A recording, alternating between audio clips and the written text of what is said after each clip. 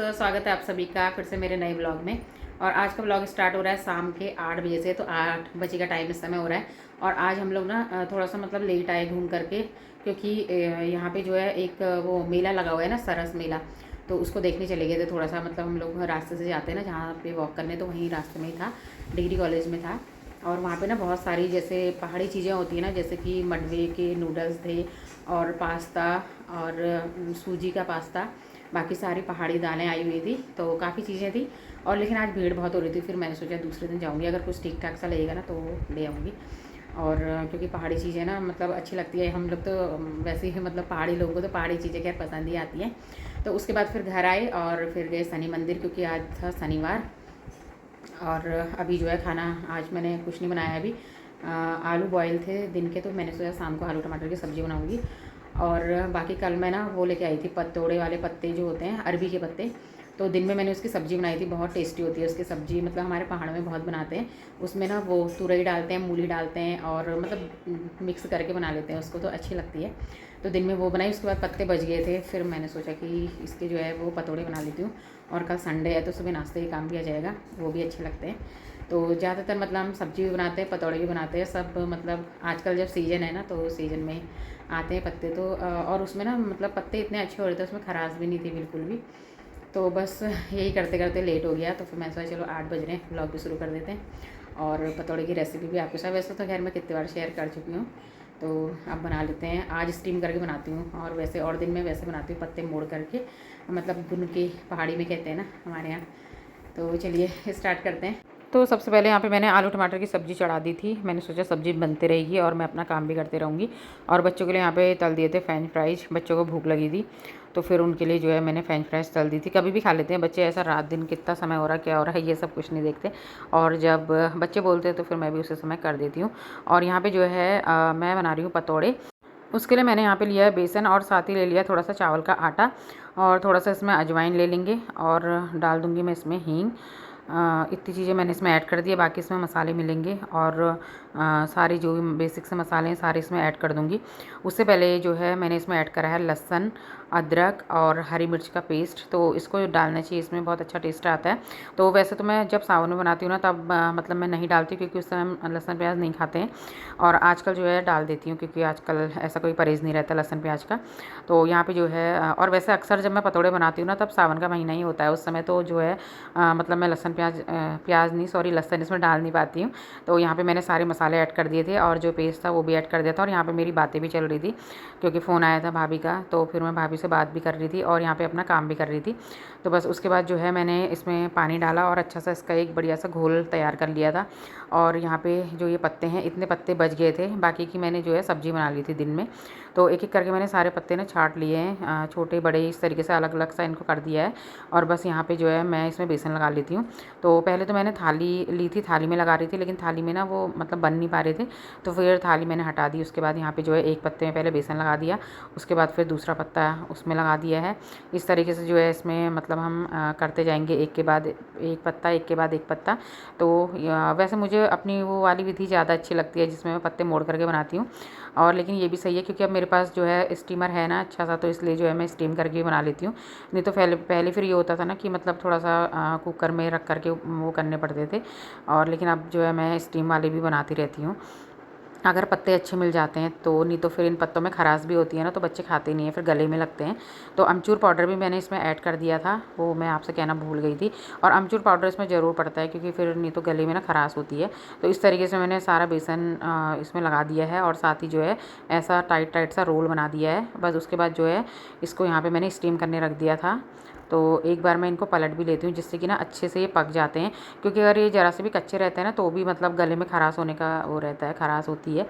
तो 10 से 12 मिनट इनको पका लेना चाहिए अच्छे से। और अभी मैं थोड़ा सा इसको और रख देती हूँ ढक करके। तो अब हो गई है नेक्स्ट मॉर्निंग, सुबह का टाइम इस समय हो गया है, दिया बत्ती सब मेरी हो चुकी है, सुबह की पूजा पाठ। और जो है नाश्ते की तैयारी मैंने रात से करी तो थी, लेकिन सुबह फिर ऐसा हो गया ना कि मतलब जो ना तैयारी करी थी वो जो है नाश्ता फिर बनाया नहीं मैंने, बाद में बनाया है। अभी आपको बताती हूँ क्यों नाश्ता मैंने चेंज कर दिया था फिर। और यहाँ पे जो है गुड़हल का ये फूल था, अच्छा सा खिला था, लेकिन फिर वो भूल गए थे हम इसे तोड़ना। और नहीं तो तोड़ करके भगवान जी को चढ़ा देते हैं ना, वैसे भी फिर वेस्ट होता है। और यहाँ पे जो है हस्बैंड ये सब फूल जो है ना उनको ऊपर से वो कर रहे थे, कटिंग कर रहे थे इनकी, उसके बाद फिर इनको दोबारा से बो देंगे। तो सब जगह पे इन्होंने यही फूल लगा दिए हैं इस बार। तो नाश्ते का मेन्यू जो है वो चेंज हो गया था और यहाँ पे बनी है गर्मा गर्म सी मैगी वेजिटेबल डाल करके। और आज पूरे 2 महीने बाद जो है मैंने मैगी बनाई है। बच्चे तो खैर खाते रहते हैं, लेकिन अपने लिए हम दोनों ने बस। उसके बाद फिर नाश्ता करा और नाश्ता करने के बाद जो है फिर यहाँ पे आ गए थे हम क्लीनिंग करने के लिए। तो आज हम दोनों मिल करके बढ़िया से क्लीनिंग करने वाले हैं। तो हस्बैंड का काम तो ये रहता है कि वो पंखे जो है उसको साफ़ करते हैं, क्योंकि वहाँ तक मैं पहुँच नहीं पाती हूँ, बहुत ज़्यादा ऊंचाई रहती है ना, इसलिए। तो फिर सारे घर के पंखे जो है वो साफ़ करेंगे और मैं जो है क्लीनिंग करूँगी। तो उधर दोनों पंखे साफ़ हो गए थे। अब इस कमरे की बारी थी, यहाँ पे भी गद्दा सारा हटा दिया। और उसके बाद जो है फिर थोड़ा बेड में धूल हो जाती है ना, हल्की सी मिट्टी सी होने लगती है, तो फिर इसको भी मैंने हटा दिया था, साफ़ कर दिया था।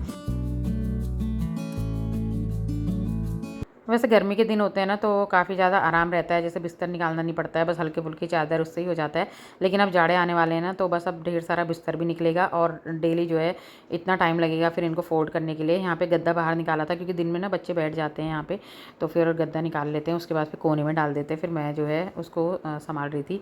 और उसके बाद जो है फिर यहाँ पे डाइनिंग टेबल वाला एरिया है। तो ये वाला कमरा हमारा ना ज़्यादा गंदा हो जाता है, क्योंकि एक तो बाहर की तरफ का है और ऊपर से फिर यहाँ पे थोड़ा सफाई कम ही हो पाती है, क्योंकि कभी बच्चे काम कर रहे होते हैं, कभी कुछ होता है सुबह के टाइम पे भी। तो इसलिए जो है फिर मैं ऐसे ही झाड़ू लगा देती हूँ ऊपर ही ऊपर। लेकिन फिर भी मैं कोशिश करती हूँ कि कोने कोने की सफाई जो है मैं कर लूँ, लेकिन इसके नीचे इधर उधर का भी रह ही जाता है। एकदम से मतलब डीपली वाली जो क्लीनिंग होती है ना वो नहीं हो पाती है। तो यहाँ पे सारी बुक्स मैं हटा देती हूँ। और ज़्यादातर यहाँ इसमें ना टेबल में हम खाना तो कम ही खाते हैं, बच्चों का ही सामान ज़्यादा रहता है। तो फिर यहाँ पे कॉपी किताबें मैंने सारी हटा दी हैं। और जहाँ से बच्चे जब बड़े हो जाते हैं ना, तो फिर रूम में भी उन्हीं के हिसाब से सब कुछ चलता है। और इतनी ज़्यादा जगह हमारे पास होती नहीं है कि मतलब स्टडी रूम अलग से बनाओ या हर चीज़ अलग से करो। तो इसी में ही सब कुछ एडजस्ट करते हैं। और यहाँ पे मैंने टेबल जो है वो साफ़ कर दिया था। और बाकी फिर अभी बच्चे फिर से इसको ऐसे ही बिगाड़ देंगे, वही अपने बुक्स फैला देते हैं सारी।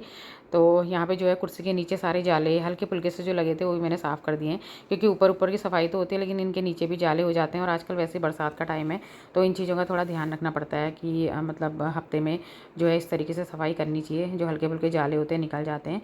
और इधर बेड भी, ये गद्दा भी मैंने अच्छे से झाड़ लिया था, उसके बाद बस बेड शीट बिछा दी है। और अब लगा लेते हैं झाड़ू।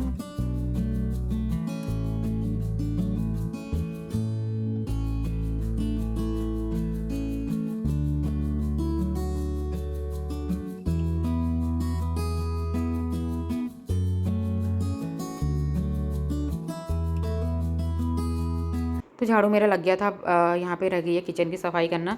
तो यहाँ पे मैंने आलू प्याज की टोकरी थी उसकी भी पूरी सफाई करी, उसमें भी नीचे नीचे जाले से हो रहे थे।